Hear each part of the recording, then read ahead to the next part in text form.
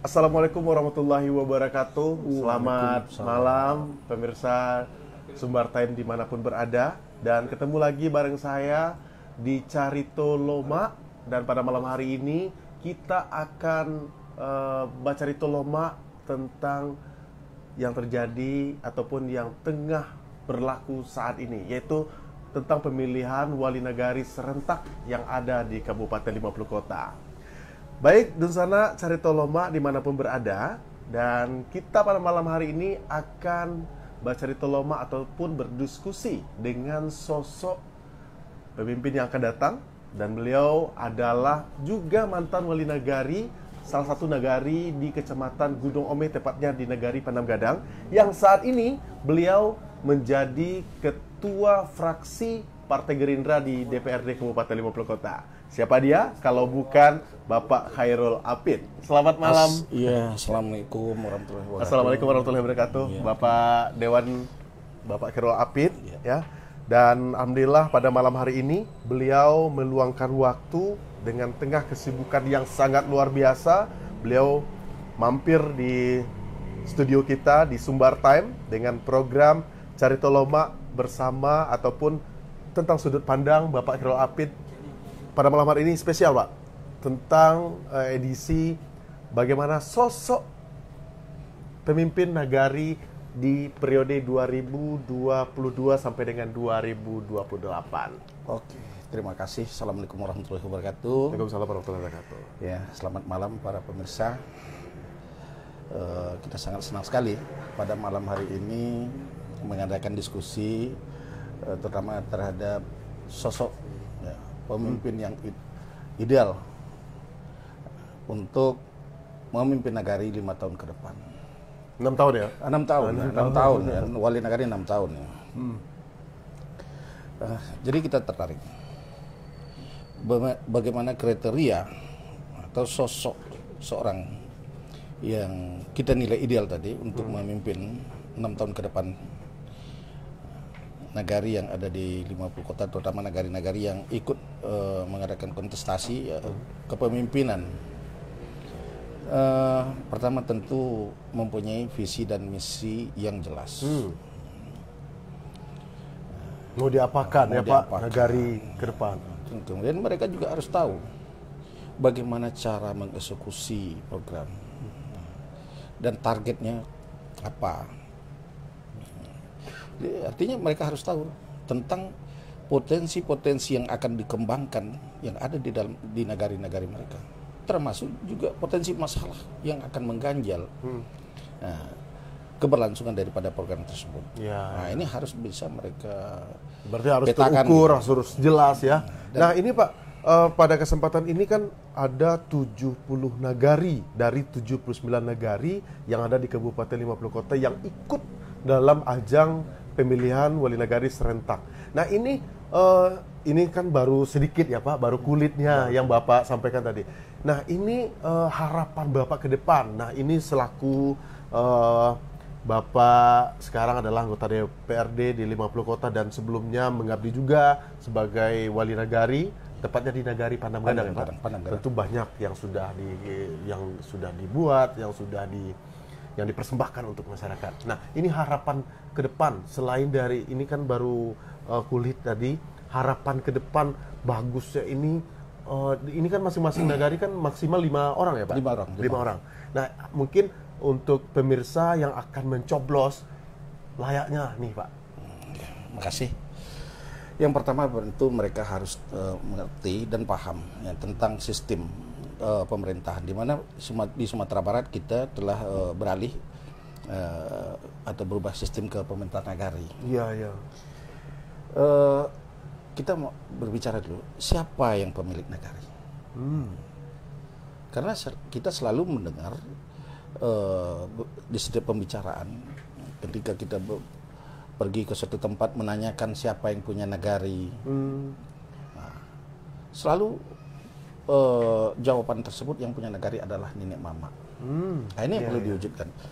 Nah, jadi wali nagari ke depan harus betul-betul berani untuk mewujudkan bentuk kepemilikan nagari bagi nenek mama. Iya. Karena rata-rata negara yang kita kunjungi dan kita berjumpa dengan beberapa tokoh masyarakat. Nah, kita tanyakan siapa yang punya nagari, nenek mama. Siapa yang punya nagari, nenek mama. Tapi sampai detik ini kita belum tahu. Kita tidak jelas ya bentuk kepemilikan itu seperti apa. Ini kita harapkan kepada calon wali negara yang terpilih harus berani mewujudkan bentuk kepemilikan itu tadi. Ya, seperti apa? Idealnya seperti apa? Diibaratkan nagari ini sebuah rumah. Yang punya rumah nih Pak Prima. Ya.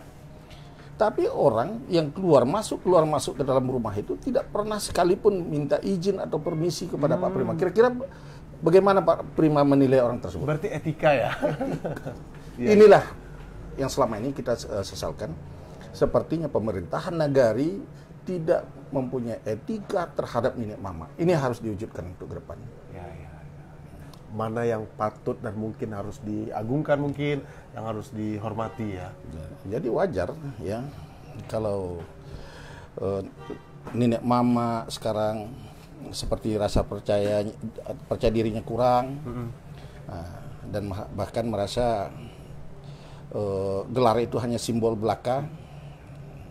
Mereka ragu untuk melakukan sesuatu ya, karena itu seperti itu tadi. Jadi harapannya marwah itu kembali. Marwah itu harus kembalikan. Inilah yang pertama. Kemudian kita berbicara kalau berbicara soal agama, yang dikatakan tiang agama itu adalah sholat, kan gitu. Ya. Tapi bagaimana kalau tentang sendi kehidupan? Apa yang dinamakan kesendi kehidupan adalah ekonomi.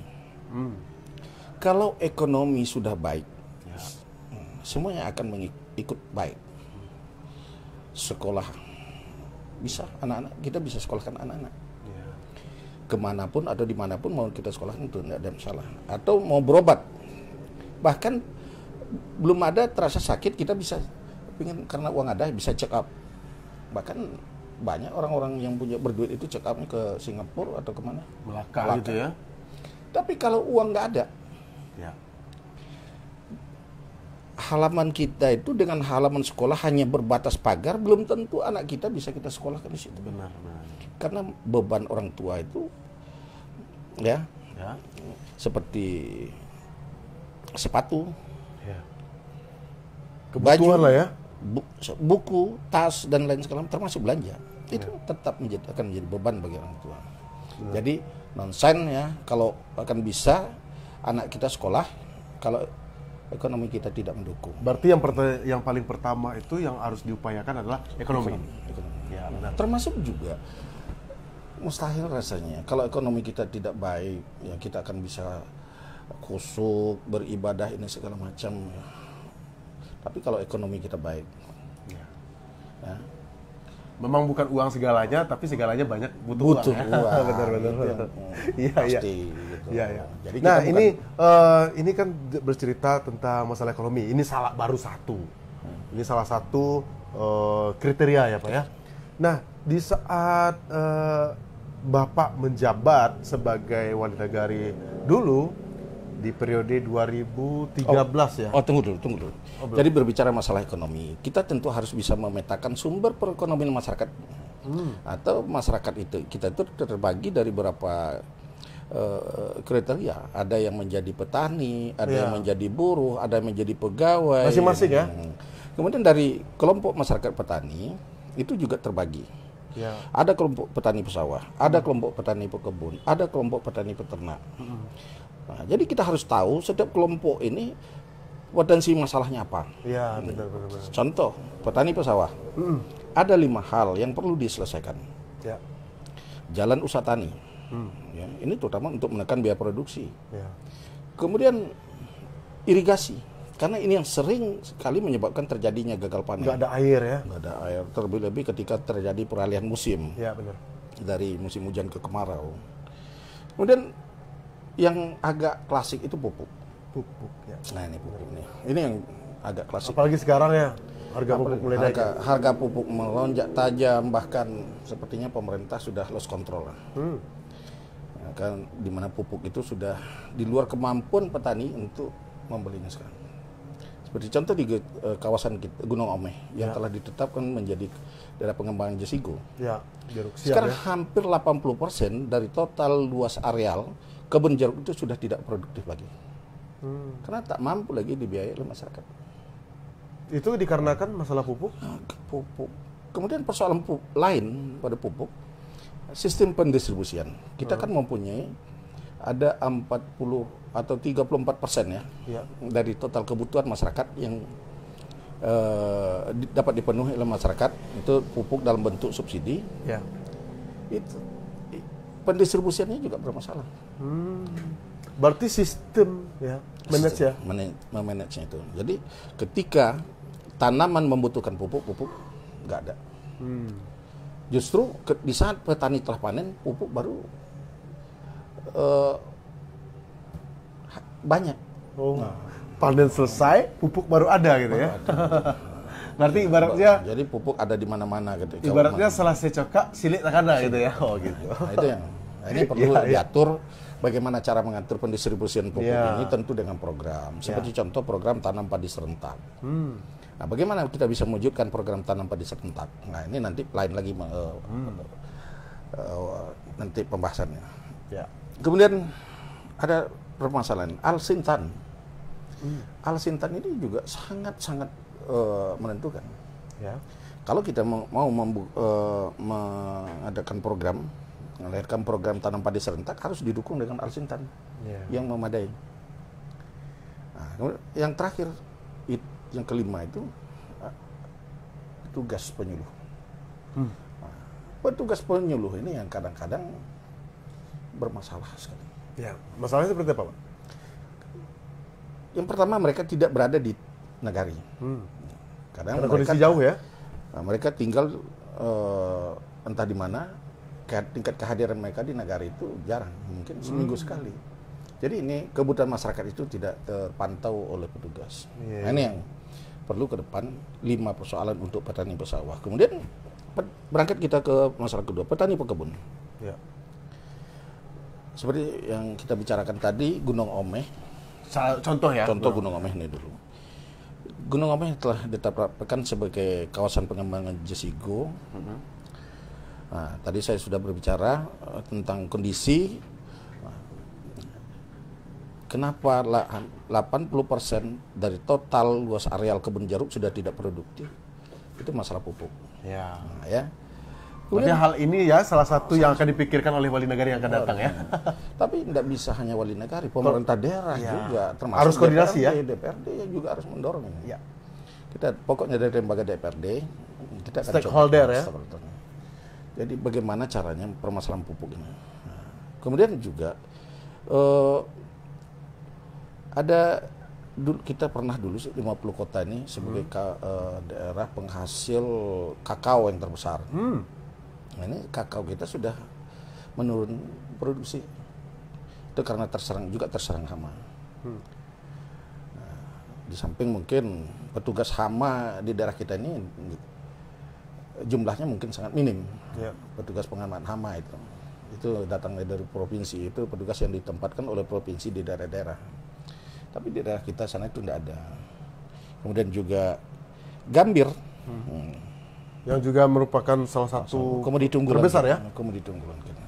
Nah, ini gambir kadang-kadang harganya itu fluktuatif ketika sesekali harganya anjlok sampai masyarakat petani gambir hampir berputus asa. Ya. Bahkan ada yang berencana untuk mengganti dengan komoditi lain. Mau dilenyapkan ya. Iya benar-benar. Banyak itu Pak. Apalagi kan untuk di masalah gambir ini kan adalah terbesar ya.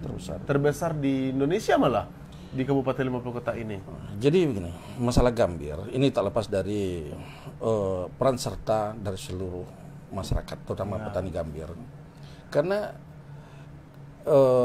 saya lihat yang menjadi persoalan terjadinya fluktuatif harga bahkan sampai pada level terendah itu karena kualitas. Iya ya, ini yang pertama harus ya kualitas ya. Saya pernah pergi ke Palembang ya. Karena salah satu kabupaten di Sumatera Selatan itu juga daerah penghasil gambir. Harga gambir di sana stabil 100.000. Saat ini? Iya, saat ini. Iya. itu tetap berkisar di antara 90 sampai 100 ribu. Dan tak perlu jauh-jauh lah, kita mengambil contoh ke Halaban. Halaban itu, harga gambir Halaban tidak pernah di bawah 50 ribu. Karena masyarakat Halaban konsisten dalam menjaga kualitas. Berarti itu. Boleh sambil sembari kita ngobrol. Ini luar biasa. Carito lama ini lama. Pak Dewan, kita minum dulu. Ini minuman ala spesifik dari Sumbar Time ini. BFF. Iya. BFF. Sumbar Time. Ya itu Pak Dewan, itu kan masalah ekonomi ya. Mungkin harapan ini kita rinci satu-satu. Ini masalah ekonomi yang juga terbagi dengan kotak-kotak, ada petani dan juga ada bagian-bagiannya ya. Dan kemudian mungkin harapan Pak Khairul Apid sendiri, harapan untuk wali nagari yang akan datang itu tentang untuk mensejahterakan ini. Ya seperti itu tadi. Dia harus tahu mungkin ya budaya ya. Potensi yang akan dikembangkan seperti contoh pariwisata. Oh iya. Pariwisata ini juga sangat menjanjikan. Tapi saya ingatkan, wali nagari jangan latah. Oh. Wah, kalau dalam mengembangkan pariwisata itu jangan latah. Ketika satu nagari membangun kolam renang atau waterboom, itu bangun waterboom kan biaya mahal. Ya. Nah, jadi ketika suatu nagari ramai dikunjungi, sebab di situ ada waterboom, kita bangun pula waterboom, belum tentu nanti dalam waktu yang masa yang singkat uang modal itu akan kembali. Ya. Dan juga orang selalu melakukan inovasi-inovasi. Ya. Nah, uang modal belum kembali, sudah peminat. Berarti intinya wali nagari yang akan datang itu harus inovasi ya? Inovasi. Kalau ya sudahlah, kita pertahankan aja. Karena turis-turis itu dia bukan lagi mencari yang dibuat ya? Yang dibuat seperti mereka malah senang dengan yang asli gitu, yang original. Natural ya? Natural gitu. Jadi itu yang mereka cari. Nah, seperti contoh ada di daerah Tomo, Sumatera Utara. Tomo di mana itu? Samosir. Oh, Samosir. Nah, di sana mereka mencoba memberikan pelayanan yang sungguh-sungguh sangat menarik. Bahkan turis-turis yang datang ke sana itu mereka perlakukan seperti memperlakukan saudaranya. Ketika turis itu datang, mereka sambut seperti menyambut seorang anggota keluarga yang sudah puluhan tahun tidak pernah pulang. Iya, berarti intinya pelayanan ya? Pelayanan. Nah, kemudian ketika turis ini sudah datang, mereka ajak kemana-mana, ya bagaimana pokoknya seperti keluarga lah. Ya, berarti memang memunculkan sabta pesona ya? Sabta pesona itu yang perlu. Nah, bahkan ketika turis itu mau kembali ke negaranya, itu dibekali seperti kita membekali saudara kita akan pergi merantau. Iya. Jadi kalaupun mereka tahun depan tidak bisa kembali, mereka mengingat bahwa saya punya saudara di sana, di Tomo. Jadi ini kita harus mencontoh daerah tersebut karena pengelolaan potensi wisata seperti itu biayanya sangat minim. Iya. Tapi kalau kita bangun waterboom, kita bangun ini segala macam, itu modalnya luar biasa. Pertama dari segi modal, orang banyak datang pun masih abu-abu ya? Abu-abu.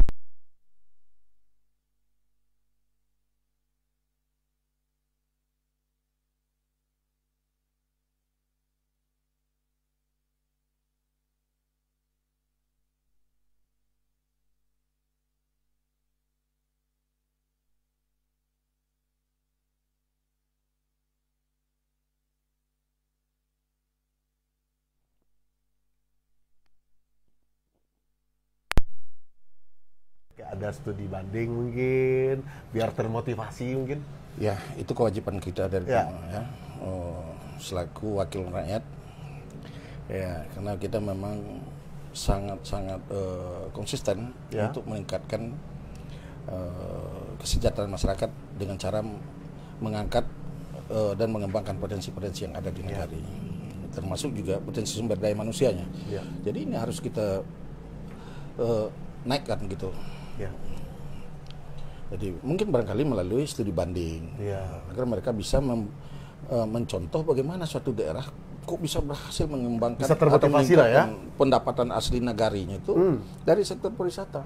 Saya pernah ke Ponggok, di Yogyakarta. Itu hanya mengelola kolam ombak, satu kolam yang mungkin tidak lebih daripada 2 hektar atau 3 hektar. Itu mereka bisa mendapatkan penghasilan bersih setahun itu 14 miliar. 14 miliar. Itu menjadi pendapatan asli di kelurahan ataupun desa ya? Desa. Oh, Jadi di Ponggok itu. Jadi sangat menarik. Bahkan berarti untuk di daerah kita, di nagari-nagari itu juga sangat memungkinkan akan mendapatkan pendapatan asli nagarinya juga lebih dari jutaan gitu ya? jutaan. Saya yakin kalau potensi-potensi yang ada di negari dikelola dengan baik, Dikemas ya? dikemas dengan baik, ini akan bisa membawa nagari itu menjadi sebuah nagari yang mandiri. Oh, Bahkan bisa membantu anak-anaknya yang terbentur masalah biaya pendidikan atau biaya berobat. Ini kasihan kita sekarang. ya. Malah kita sering mendengar mereka terdiri dari keluarga tidak mampu, tidak juga tidak mendapatkan program kesehatan. Nah, di saat mereka melakukan persalinan, Ya. mereka malah sekarang ada di Padang itu. Berarti masih keadilan yang belum merata ya? Belum merata ini. Nah, inilah salah satu PR dari calon pemimpin ataupun wali negari yang akan terpilih nanti di periode 2022 sampai dengan 2028. Sesuai yang disampaikan Bapak Khairul Apid tadi tentang ekonomi, tentang kesejahteraan mungkin itu dengan cara pengelolaan pariwisata dengan inovatif calon pemimpin yang akan datang, dan kemudian tentang kesejahteraan masyarakat seperti adanya contoh tadi masalah BPJS ya Pak ya, masalah sakit, masalah sekolah, ini yang harus diprioritaskan. Dan juga masalah BPJS. Ini saya sangat miris Ya. dengan kualitas pelayanan BPJS. Ini apa Pak?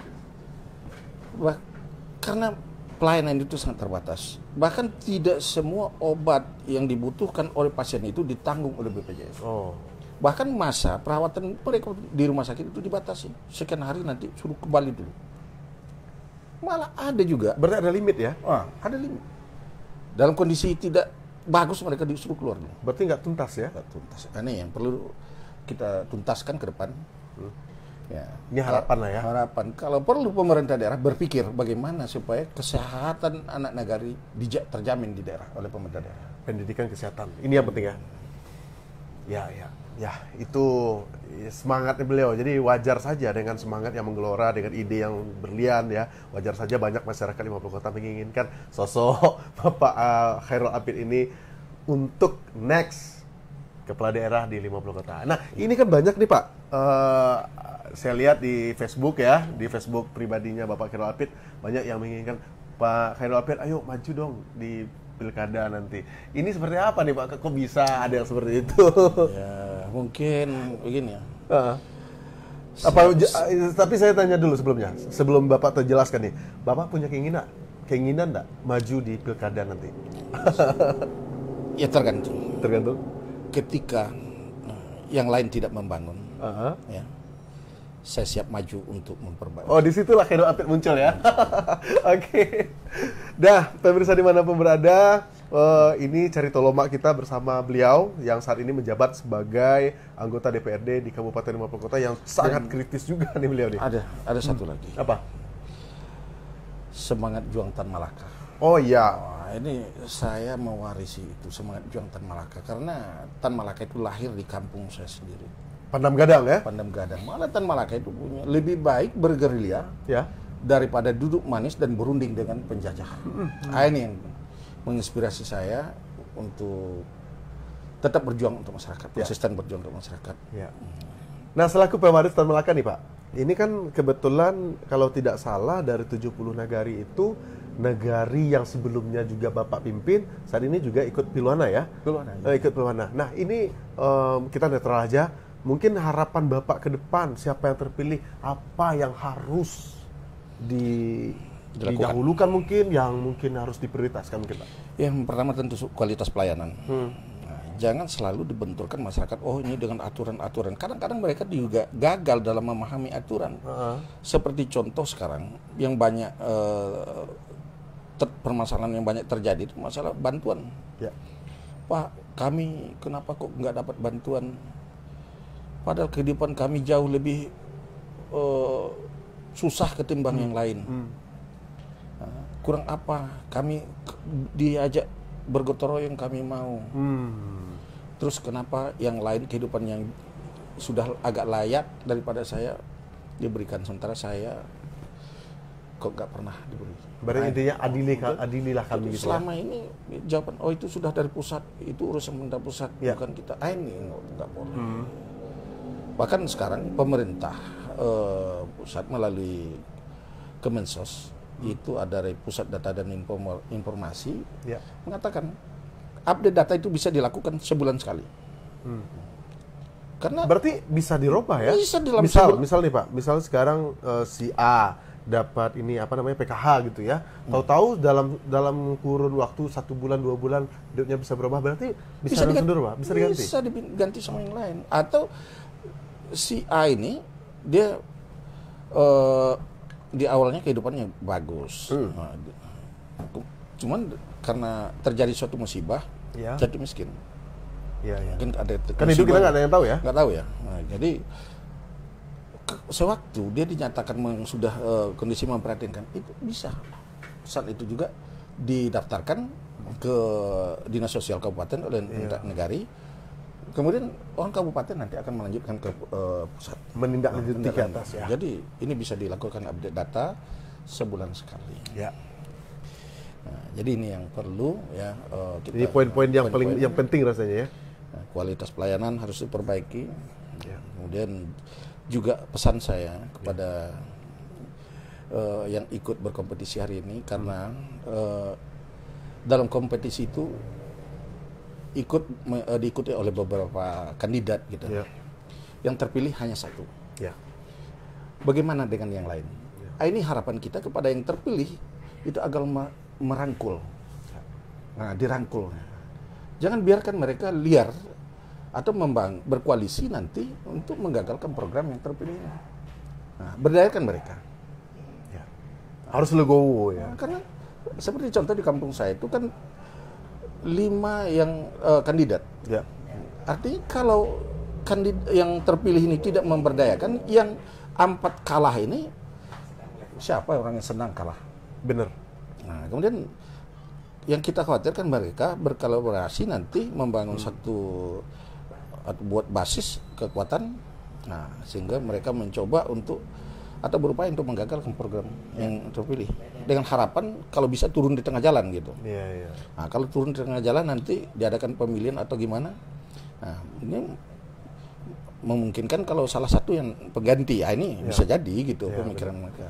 Atau pada pemilihan berikutnya yang menang hari ini tidak lagi dipilih oleh masyarakat. Tapi kalau sudah diberdayakan yang belum berhasil ini. Jadi intinya biduak lalu kiambang batawi. Biduak lalu kiambang batawi, itulah yang paling. Oke, sekarang berkompetisi. Selesai nanti 25 Mei habis. Bersatu lagi. Oh iya. Nah, dengan semangat membangun negara. Ya mungkin Pak Khairul Apid ada pesan tambahan mungkin untuk yang ikut berkompetisi, apa yang harus mereka bijaksanakan mungkin? Ya, jaga agar tetap sportif. Nah, jangan sampai gara-gara untuk meraih kemenangan kita harus menjelekkan yang lain. Halalkan segala cara ya. Halalkan segala cara. Benar-benar. Ada itu. Saya pantau juga, saya lihat ada beberapa tempat ya. Karena seperti yang Bapak Khairul Apid bilang tadi, dari 5 calon misalnya hanya 1 yang terpilih. Pasti. Lebih baik kita serahkan ke masyarakat dan kita bertawakal kepada Allah ya. Ya mungkin ini Pak untuk calon pemilih,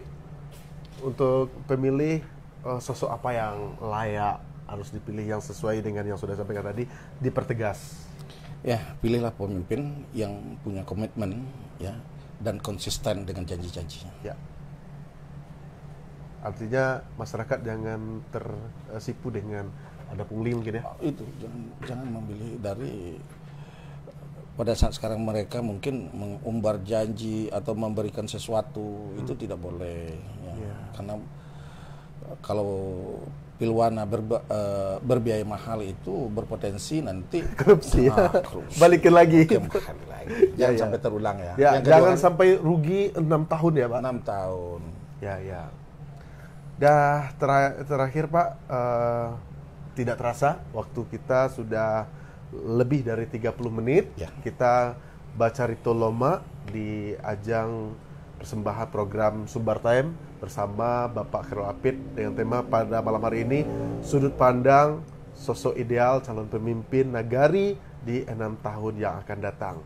Dan tidak terasa, dan itu artinya kami berdua harus pamit undur diri, dan mudah-mudahan Bapak Khairul Apid gapai cita-cita keinginan beliau 2024, amin. Ya, amin. Dan saya tetap pesankan, ya, tolong Pak Wali yang terpilih peka terhadap permasalahan. Seperti contoh ketika terjadi peralihan musim dari musim hujan ke kemarau, ya, karena ada banyak daerah itu nanti akan mengalami kekeringan. Ya. Apa yang harus dilakukan? Jadi ada istilah sediakan payung sebelum hujan. Nah, kemudian mencegah lebih baik daripada mengobati, ya. Atau gini, saya kemarin ketika masuk ke musim kemarau, saya coba berputar di daerah itu, di kampung. Di banyak tempat saya di stop oleh masyarakat, Pak, gimana nih air untuk ngambil wudhu di masjid? Nggak ada.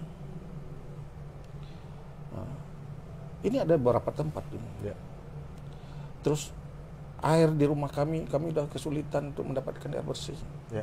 Sehingga saya spontan waktu itu ngambil tindakan. Saya minta bantu kawan-kawan, ambil mobil, naikkan balteng, kemudian distribusikan air ke tempat-tempat ibadah. Itu salah satu upaya, salah ya. satu. Nah, termasuk juga ketika musim hujan. Nah, ini kan ada potensi musibah seperti contoh longsor atau ada yang banjir bandang gitu. Jadi kita harus ingatkan kepada masyarakat, jangan sampai terjadi dulu baru kita merasa prihatin. Atau musim kemarau, ya mungkin ingatkan kepada masyarakat agar hati-hati, ya. Jangan sampai membakar sembarangan. Dan kalaupun ada, pastikan padam sebelum kita pulang. Dan juga sebelum kita meninggalkan rumah, pastikan tidak ada api yang hidup. Ya, ini yang penting, harus kita jaga dari Jadi sekarang. wali negara itu harus peka tuh. Ya, dan itu saja barangkali cerita lobak kita pada episode kali ini, Bapak Khairul Apid, ya. Dan mudah-mudahan kita akan ada kesempatan dan waktu lagi baca cerita lobak dengan tema yang berbeda. Yang berbeda. Dan terima kasih. Sampai jumpa, sukses untuk Bapak Khairul Apid, mudah-mudahan sehat selalu. Amin. Dan insya Allah apa yang diinginkan dan diciptakan terwujud dan tetap menjadi yang bermanfaat untuk masyarakat. Saya Prima Mayfirson, pamit undur diri. Assalamualaikum warahmatullahi wabarakatuh. Tetap setia di Sumbar Time, Carito Loma, Rancak Bana.